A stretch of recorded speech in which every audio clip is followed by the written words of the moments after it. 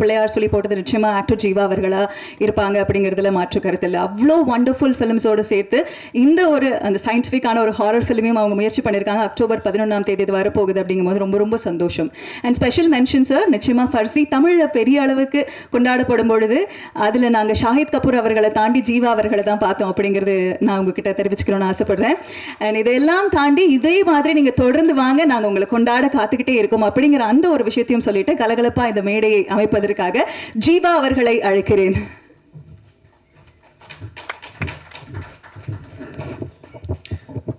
Thanks for the good vibes. Thank you so much. பத்திரிகை நண்பர்களுக்கும் media நண்பர்களுக்கும் என்னோட மனமார்ந்த நன்றியை தெரிவிச்சுக்கிறேன். பிளாக் படம், அதாவது ஃபஸ்ட்டு கதை சொன்ன உடனே எனக்கு உடனே பிடிச்சி போச்சு. அப்படின்னா ஏன்னா பல ஹீரோஸ் கிட்ட சொல்லி பல டிராஃப்டை வந்து கிளியர் பண்ணி என்கிட்ட வரும்போது ரிஃபைன்டு டிராஃப்டாக வந்திருந்தது போல இருக்குது. ஸோ அப்போது அது கேட்ட உடனே எனக்கு நமக்கு எந்த கரெக்ஷனோ எந்த இப்படி மாற்றுங்க இப்படி சொன்னால் இப்படி நல்லாயிருக்கும் அப்படிங்கிற மாதிரி எதுவுமே சொல்லலை. கேட்ட உடனே ரொம்ப ஒரு மைண்ட் ட்விஸ்டிங்கான ஒரு ஃபிலிம். அவர் டேரக்டர் சொன்ன மாதிரி லெஃப்ட் பிரெயின் ரைட்டு பிரெயின் அப்படின்லாம் சொல்கிற மாதிரி கொஞ்சம் மக்கள் பார்க்கும்போது அவங்களுக்கு வந்து தேர்ட் ஐயே ஓப்பன் ஆகிடும்னு நினைக்கிறேன். ஸோ அந்த அளவுக்கு இருக்கக்கூடிய ஒரு மைண்டை வந்து ஒரு சைக்கலாஜிக்கலான ஒரு ஃபிலிம்னு சொல்லலாம், த்ரில்லருன்னு சொல்லலாம். ஒரு ஸ்டேஜில் வேறு இது ஹாரராக கூட அப்படின்லாம் கூட ஒரு கன்ஃபியூஷன் வரும். அண்ட் விவேக் பிரசன்னா சார் சொல்கிற மாதிரி அவருக்கு வந்து இந்த என் போர்ஷன் வருமா அப்படின்னு கேட்டார். அவரோட போர்ஷன் தான் முக்கியமான போர்ஷன் இந்த படத்தில். ஏன்னா அவர் தான் ரொம்ப ஒரு இந்த படத்துக்கான ஒரு எல்லா கொஸ்டின்ஸும் ஆன்சர்ஸ்க்கும், அதாவது இந்த படத்தோட கொஸ்டின்ஸ்க்கான ஆன்சர்ஸ் வந்து அவர் தான் கொடுப்பார் இந்த படத்தில். ஸோ ரொம்ப இன்ட்ரெஸ்டிங்காக இருக்கும். இது ஆக்சுவலி கொஞ்சம் யங்ஸ்டர்ஸ்க்கும் ரொம்ப பிடிக்கும். பீப்புள் வந்து இந்த பிரெயினை வந்து கொஞ்சம் ட்விஸ்ட் பண்ணுற மாதிரி ஃபிலிமாக இருக்கிறதுனால கொஞ்சம் இப்போ இருக்கிற பசங்களாம் வந்து நிறைய இந்த யூடியூப் அது இது நிறைய எக்ஸ்போஷர் வந்துச்சு. நிச்சயமாக இது வந்து இந்த கதை சொல்லும்போது எனக்கு வந்து அவங்க சொன்னாங்க இது வந்து ஒரு இங்கிலீஷ் படத்தோட ரீமேக் அப்படின்னு சொன்னாங்க. பட் நான் அந்த படத்தை பார்க்கல. ஐ ஸ்வேர் அந்த படத்தை நான் பார்க்கவே இல்லை. நீங்கள் சொன்ன கதையை அப்படியே வந்து நடிச்சிட்டேன். ஏன்னா அந்த படத்தை பார்த்து எதாவது இம்ப்ரூவைஸ் பண்ணுறோன்னு சொல்லி எதாவது கன்ஃபியூஸ் பண்ணிவிட போகிறோன்னு சொல்லி அந்த ஹோல் டீமோடு அப்படியே அப்படியே ஒன்றி போய் இந்த படத்தை பண்ணோம். கிட்டத்தட்ட எல்லாம் இந்த படம் ஃபுல்லாகவே பிளாக்னு சொன்னதுக்கு ரொம்ப முக்கியமான காரணம், ஃபஸ்ட்டு இந்த படம் ஃபுல்லாகவே நைட் ஷூட் தான் பண்ணோம். ஸோ கன்ஃபியூஸ் ஆகிடுச்சு எங்களோட சிஸ்டம் எல்லாம். ஸோ ஒரு இந்த ஸ்பேன் ஆஃப் 2 months நாங்கள் இந்த படத்தை ஷூட் பண்ணோம். அண்ட் உண்மையிலே ஒரு பியூட்டிஃபுல்லான ஒரு எக்ஸ்பீரியன்ஸாக இருந்தது. எனக்கு ஒரு புதுமையான ஒரு எக்ஸ்பீரியன்ஸாக இருந்தது. அண்ட் என்னோட நிறைய ஒரு 21 இயர்ஸ்ன்னு சொல்லி பயங்கரமாக என்னை வந்து கொஞ்சம் வயசான ஆள் மாதிரி காட்டுறாங்க. பட் இந்த 21 இயர்ஸில் எனக்கு வந்து ஒரு புதுமையான ஒரு எக்ஸ்பீரியன்ஸாக இருந்தது. என்னோடய ஃபஸ்ட் 10 இயர்ஸில் வந்து நான் நிறைய கொஞ்சம் எக்ஸ்பெரிமெண்டலான ஃபிலிம்ஸ்லாம் ட்ரை பண்ணேன்.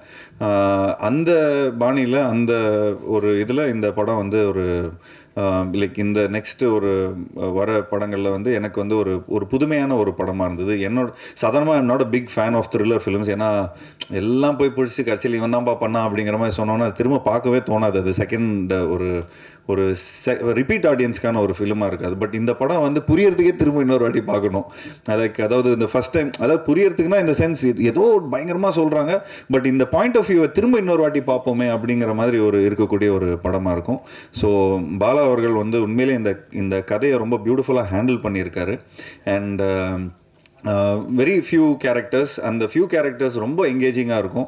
சாதாரணமாக வந்து பல படங்கள் பல ஒரு சாங்கு அந்த மாதிரிலாம் இருக்கிறத விட இப்போது கொஞ்சம் எவ்வளோக்கு எவ்வளோ எங்கேஜிங்காக இருக்கும் அப்படின்னு. இப்போ நான் வந்து சமீபத்தில் இந்த ஓடிடி பிளாட்ஃபார்ம்ஸோட ஹெட்ஸ் எல்லாம் மீட் பண்ணும்போது அவங்க வந்து இந்த அட்டென்ஷன் போகாமல் இருக்கிறதுக்காக தான் படங்கள் நிறைய எடுக்கிறாங்க.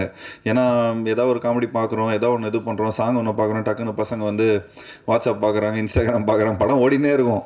அப்படியே மேலே இந்த பால்கனிலேருந்துலாம் பார்க்கும்போது பார்த்தா அப்படியே நிறைய ஃபோன்ஸ்லாம் ஆனாகவே இருக்கும். சரி, என்னடா இது ஃபோன் வந்து ஆன் பண்ணி அவங்களுக்கு அந்த என்டர்டெயின்மெண்ட் பிடிக்கல, இந்த என்டர்டெயின்மெண்ட் பிடிக்கிற அளவுக்கு இருக்கே அப்படிங்கிற மாதிரி இருக்கும். ஸோ அப்போது இந்த மாதிரி ஒரு படம் பண்ணும்போது நிச்சயமாக அவங்களுக்கு வந்து ஒரு ஃப்ரேம் மிஸ் பண்ணிட்டா கூட ஐயோ கதை வந்து நம்ம மிஸ் பண்ணிட்டோமே அப்படிங்கிற மாதிரி இருக்கும்.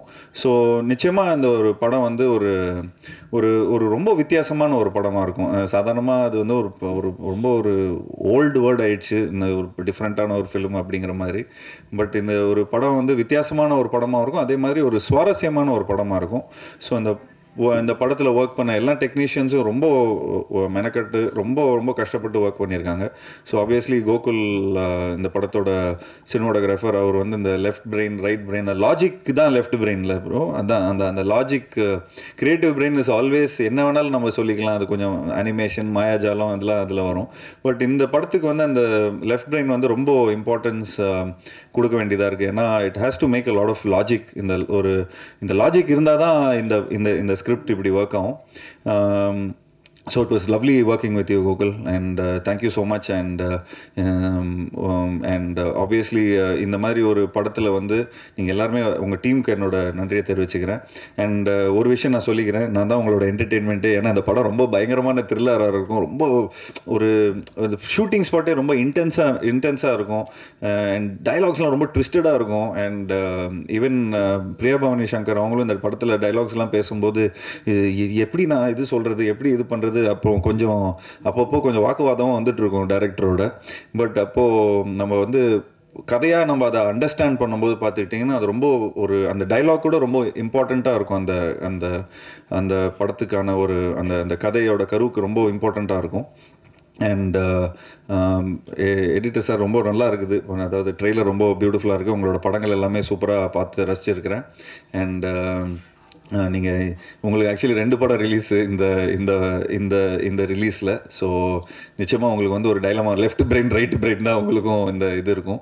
So I am very much looking forward for அதாவது இந்த படத்தில் எப்படி நீங்கள் வந்து ஸ்டோரி சொல்லியிருக்கீங்க, எப்படி ஒரு எடிட்டராக எப்படி நீங்கள் அந்த சொல்லியிருக்கீங்க, நானே ரொம்ப ஆர்வத்தில் இருக்கிறேன் படம் பார்க்குறதுக்கு.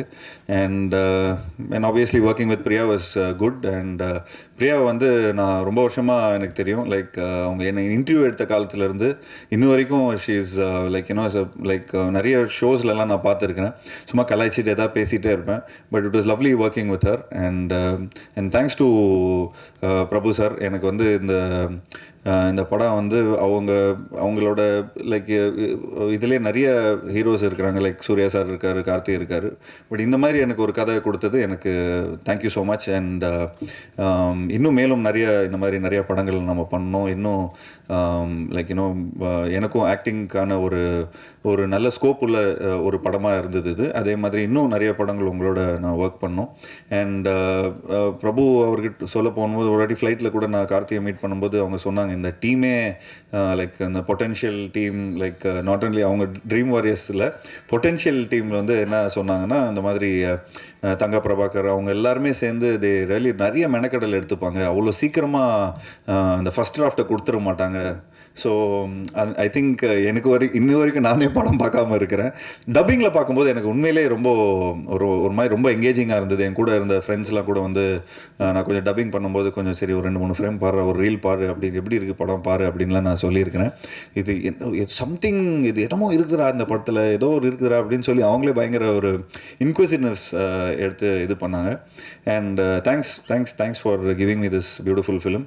அண்ட் வேறு ஏதாவது மிஸ் பண்ணிட்டேன்னா, சாம் வந்து ஏற்கனவே நாங்கள் கொரில்லாவில் ஒர்க் பண்ணியிருக்கிறோம். அண்ட் அதில் அந்த யாரடி நீங்கள் அந்த சாங் வந்து உண்மையிலேயே ரொம்ப ஒரு சூப்பர் சாங். அண்ட் அந்த பாணியில் இந்த சாங்கும் நிச்சயமாக மக்கள் மத்தியில் போய் ரீச் ஆகும்னு நினைக்கிறேன். ஸோ இந்த படம் வந்து ஒரு வித்தியாசமான ஒரு படமாக இருக்கும். அண்ட் இந்த படத்தில் ஒர்க் பண்ண எல்லா டெக்னீஷியன்ஸ், அசிஸ்டன்ட் டைரக்டர்ஸ் அண்ட் சினிமாட்டோகிராஃபரோட அசிஸ்டன்ஸ் அண்ட் அதில் இருக்கிற எல்லா ப்ரொடக்ஷன் எக்ஸிக்யூட்டிவ்ஸ் எல்லாருக்கும் என்னோட நன்றியை தெரிவிச்சுக்கிறேன். அண்ட் நிச்சயமாக இந்த படம் வந்து ஒரு என்னோட கெரியரில் ஒரு முக்கியமான ஒரு படமாக இருக்கும். ஸோ ப்ரெஸ் நண்பர்களுக்கு என்னோட இந்த படத்தை நல்லபடியாக மக்கள்கிட்ட போய் சேர்க்கணும் அப்படின்னு சொல்லி நான் ரிக்வெஸ்ட் கொடுத்துக்கிறேன்.